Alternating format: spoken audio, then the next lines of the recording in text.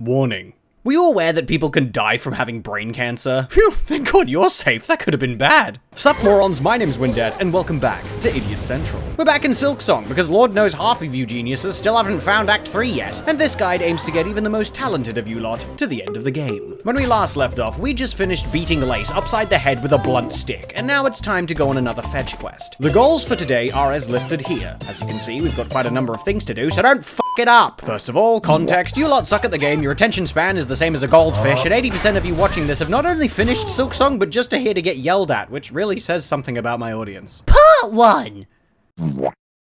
Okay, our main goal for today is to reach Bellhart, which is located all the way up here. To get there, we first have to speak to an old lady, torment a robot, say hi to Sherma, save a couple of fleas, fix a skirt, pick up a charm, get distracted, fight some birds, become possessed. What the fuck was that? And for all of this, we first have to go... right? Welcome to the Farfields. This place is full of like-minded creatures that you'll get along with swimmingly. I say like-minded, but in actuality, neither of you have a brain, and the only things you do share are a complete lack of self-preservation and no sense of direction. Your only goal here is to keep heading right. Try to avoid the lava, and who am I kidding? You're probably gonna get the shit scared out of you by these twits and then run face first into the stuff instead of pressing a singular fucking button. Heading into the next room, things start to get vertical. Please try your best not to die horribly here, and for the love of God, stop getting distracted. Look, I know this is the Silksong version of jangling keys in front of your face, but this can't be the most interesting thing you've seen all day. All the way down to the bottom left, through this hidden passage and up into the ceiling here, lies our first charm for today, and that's one of many items ticked off the list. Heading back, be aware that Chakra is currently directly above us in this little alcove here, but you're too broke to afford anything, so forget about it. Dropping down with a hop, skip, and a jump. High fourth chorus, my fourth chorus. In the next room, heading right, then down, then up, then left, leads us to a rather stalwart-looking seamstress who seems to suspect we might be searching for a simple solution to soaring on those slipstreams scattered throughout these silk-stricken sanctums. She succinctly suggests we seek out some sturdy spines that we can sew and stitch to our skirt to skillfully shift it into something truly sensible and savvy. And so we set off with our sights set on— hang on a minute, there's rosaries down here. Where was I? In the next room, we find a bunch of these floaty spike ball thingies that spit out their spines when you give them a good smack. Look, I swear I'm trying to get this sibilance thing out of my system, but I'm struggling here, I'm sorry. If you're slick with it, then you can slap the spines out of the air to speed up the process, but that kind of movement requires skill. I mean, hey, there's free rosaries up in the top left. Heading through a bomb wall on the right, mind the explosion. Hop, skip, and a jump over bone-melting magma. Smack this thing, mind the explosion. Kill that guy, mind that explosion. He's a little toasty. And all the way off to the far right lies another one of those weird doors that makes my brain liquefy. Backtracking a little and heading up to the top left hangs a few more rosary strings. Heading left, trying not to get the snot kicked out of us. Mind the explosion, head down, smack this wall, and okay, maybe I'm noticing a theme here. Anyone else? No? Pick up the shards, and by now you should already have enough spines to get our fancy new upgrade. Back to the old lady. Having procured the necessary materials, our wish is granted, and the seamstress gets to work. One sick animation later, and that's our first main objective already ticked off the list. Part 2!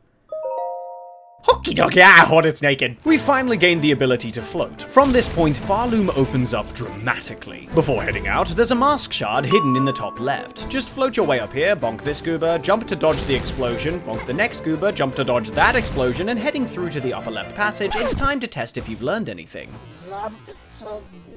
Okay, yeah, never mind, that was a stupid question. Floating your way over, smack these goobers, drift your way down and smack the little dangling thing from the ceiling, mind the explosion, and hey look! A mask shard! And that's one more item ticked off the list. Making our way back, drop down, smack the goober, heading left, go into the roof, and make sure you have a full soul meter. I've got something stupid planned. High fourth chorus. Now, normally this would be a boss fight that essentially feels like a giant stationary cutscene that you're unable to leave, but you're inept and I'm lazy, so instead we're just gonna...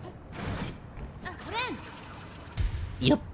Look at him over there fighting his fucking demons. You're doing great, sweetie. For those of you who have no idea what the fuck just happened, I could explain it to you. You'll still fuck it up though. Skipping the fourth chorus fight goes as such. First, wait for the scream, then run left, leap off the edge, float for half a second, then air dash into a heel before floating your way to safety. For some fucking reason, every single person I have ever showed this to, heels first. It doesn't work like that. I know this, you know this, but your muscle memory will still betray you. You've been warned. Heading back from where we came from, take the slipstream up, mind the explosion, duck into this Bellway station here, and unlock BB. Hi, Goober. Continuing up, minding several more explosions, and eventually reach here. To the right lies stupidity, safety, and Ebenezer fucking Scrooge. And to the left lies cash. And a flea, I guess. I assume you don't care about that stuff. Going left leads you into Hunter's March. Heading past the Three Musketeers, do a little clambering, and then give the rosary strings a good old use. Continuing down leads us into a room filled with booby traps. And I urge you not to listen to the stupid voice in your head telling you to step directly on the incredibly obvious pressure plate. Or just do it anyway. Fuck me, I guess. Next to us lies a rather poorly hidden flea, who despite your incessant struggling, still refuses to wake the fuck up! Break him out, and that's one fuzzy-looking goober ticked off the list.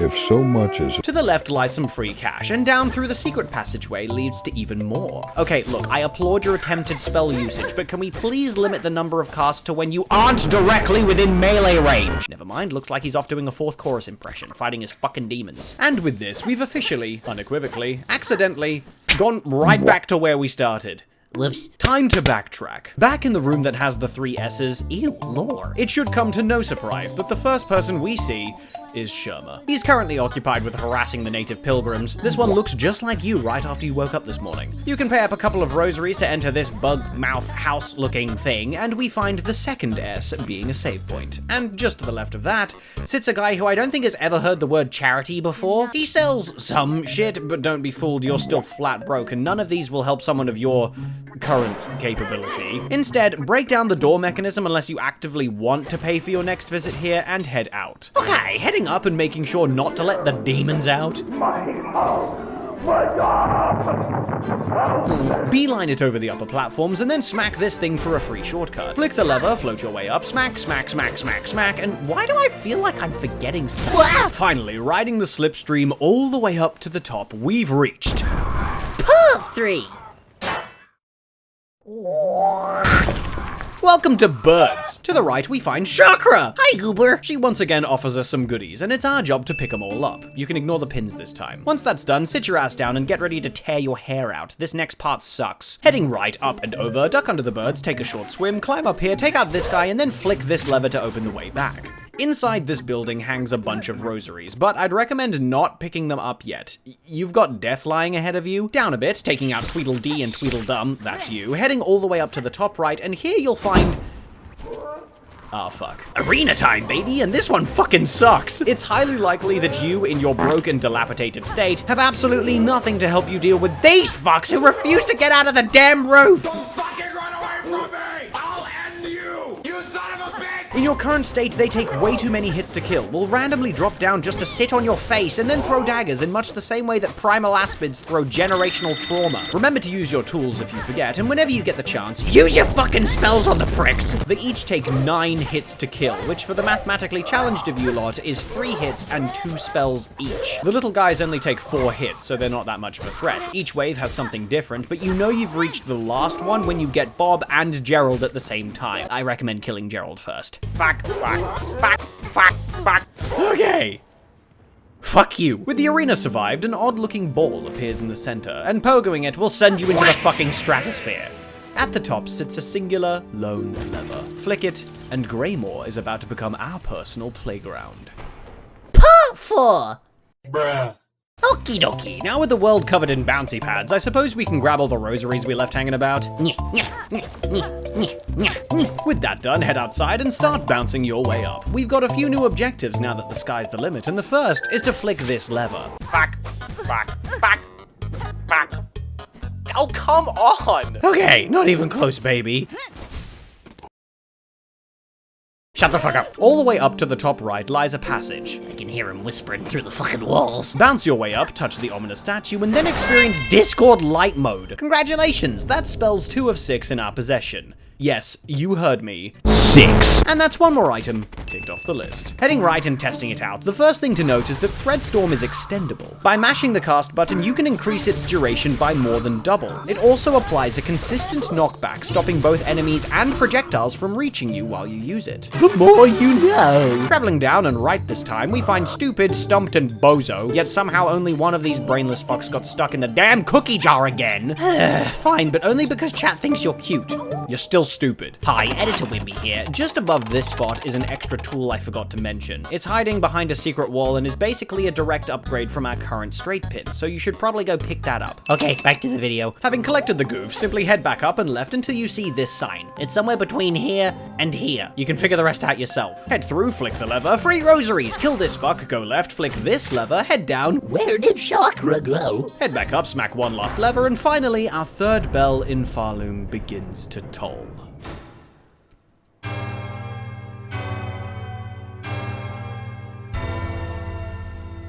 Part 5!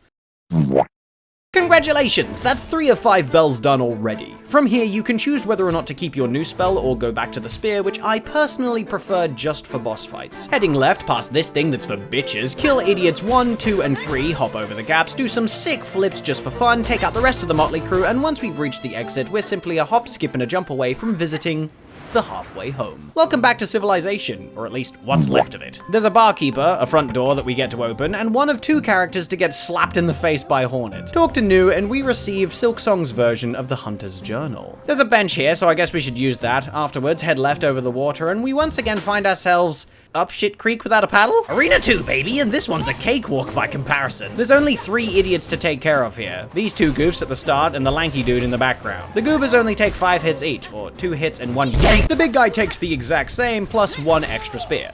That's it. Once the door opens, simply hold left and then sprint right off a cliff. Whee! Hi, Editor Wimby here again. There's a BB station right below us, but we're coming back for that through a secret passageway later. Just know that I haven't forgotten about it. As we zoom along the floor, try not to pay attention to the colossal shadow that just shook our entire screen as it flew off. What now? If you want to be flashy, then you can do the speedrun route for this room, which uses exclusively ledge flips and looks sick as fuck, but who am I kidding? You probably got distracted trying to fight these fucks and forgot how to use your spells yet again. The exit sits all the way in the top left, and there's some free rosaries to collect on the way. In a bonus room off to the right, we can meet Garmond. He's like Zote, if Zote was likable. Leaving through the upper left passage, beeline it past a couple of lesbians, and then try not to... yeah, that. We can open the way back by hugging the right wall as we fall down and flicking this lever here. Pay no mind to the demons screeching from behind the haze, it's all in your head. Pick up some more free rosaries, and for the record, these goobers take 3 hits and 1 spear to kill. From this point, if we head up to the top left passage, we find ourselves within the midst of wax candles. Dim lights.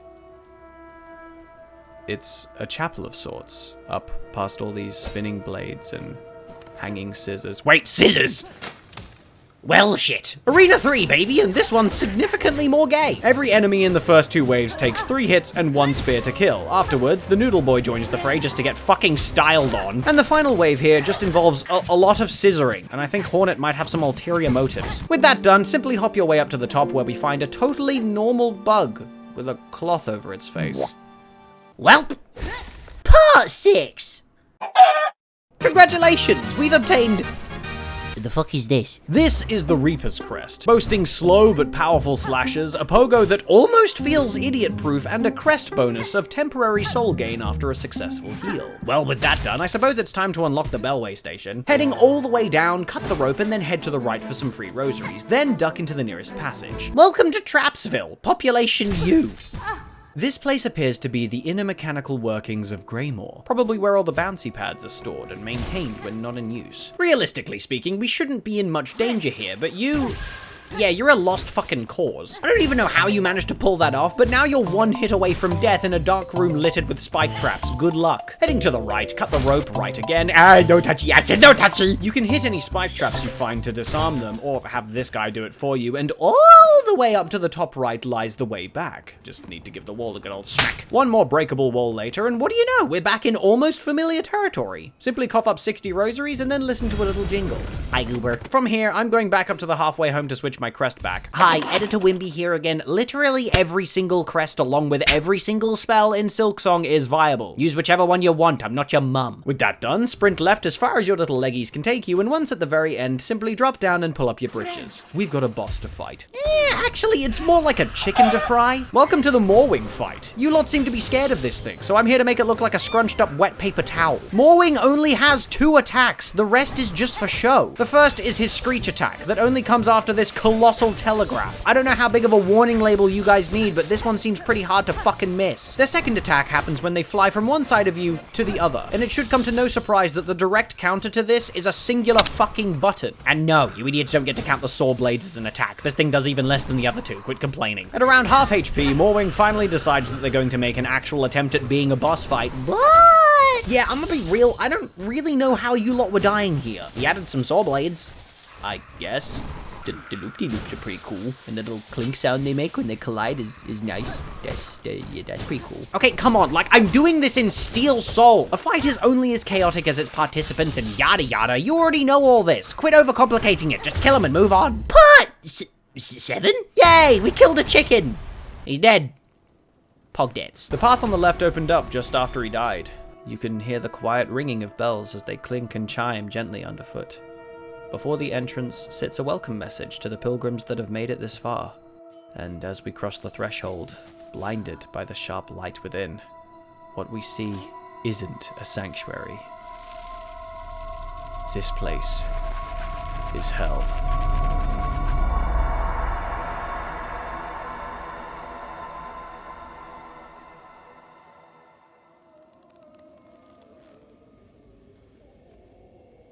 Hey. Thanks for watching. I'm gonna start working on the next video in this series a little bit later because it's been half a year since I last streamed and I want to get back into that. Challenge runs, dumb ideas, stupid suggestions from chat, and lots of text-to-speech. As per the usual, can somebody please tell my patrons to fuck off? I don't want your money. Go spend it on something that will actually benefit your life instead of incentivizing these stupid videos. Anyways, go outside, go be healthy or something. I'm gonna go make myself a sandwich or some snacks.